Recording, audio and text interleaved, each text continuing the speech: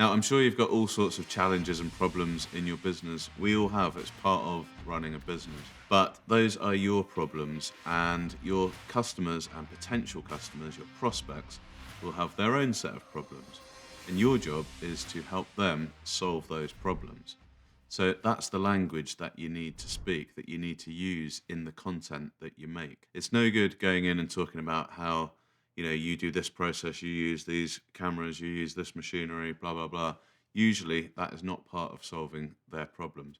What they're interested in is the end result. They want to know that you understand their challenges and that you have a route through for them. Now, as I said, you've got your own challenges and problems, and you probably wake up in the morning worrying about some of those. Well, your customers and your potential customers also wake up worrying about their challenges in their business. So, what you need to do is think about what would be worrying them on a day to day basis, and that is what you need to speak to. Okay, so you can speak to your existing customers, customers you've had in the past, because they're going to be experiencing very similar problems to your potential customers of the future. So speak to your existing customers, find out what really is worrying them and what you're actually helping them with. You might be surprised to find that it's slightly different to what you thought. Now, once you've asked them, you can talk in their language. A good thing to do is actually make some notes when you have these conversations and write down the exact language that they use. Because then, when you go out to make your content, your videos, whatever it is, you can use that exact same language talking to your prospective customers. Now, when it comes to speaking to prospective customers, you can show that you've anticipated their problems. And as you know from when you buy things, that goes a long way to building trust. You can demonstrate your knowledge through the generous content that you create as well. And in other videos, I've talked about, giving something in each of your videos, give something to your audience. And that's when you can demonstrate to them that you understand their problems. Keep showing up with the answers to their problems, keep creating the content, keep giving, keep putting it out there. And the message is going to get through to people that you understand what they need and you can help them to get through. Just quickly, we're doing this YouTube channel to support our mission of eliminating dull marketing and elevating UK manufacturing.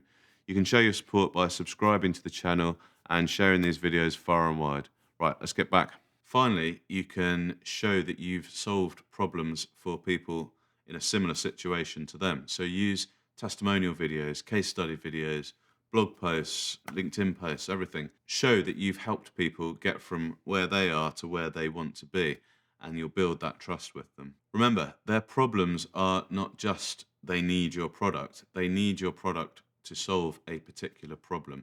Your job is to understand what that problem is and understand it really well. There's a famous example of someone needing a quarter-inch drill bit. The saying goes that they don't just need the quarter-inch drill bit, they need a quarter-inch hole. And Seth Godin takes this a lot further, which I really like. And he says, well, they don't actually need a quarter-inch hole.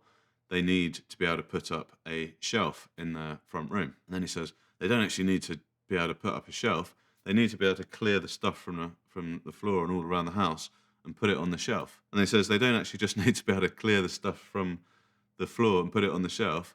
Actually, what they're after is the feeling that comes from having their home in order. And that is why they need the quarter-inch drill bit. So what are their real problems? Ask them, find out, but keep delving as well, because you might find that it's not the first thing they say. It might not be the second thing they say. It might be the third, it might be the fourth, but keep asking them, what their real problems are. Get to the bottom of it, talk that language in your content, and you are going to attract a wealth of ideal clients. Let us know how you get on, leave us a comment, and we'll see you next time.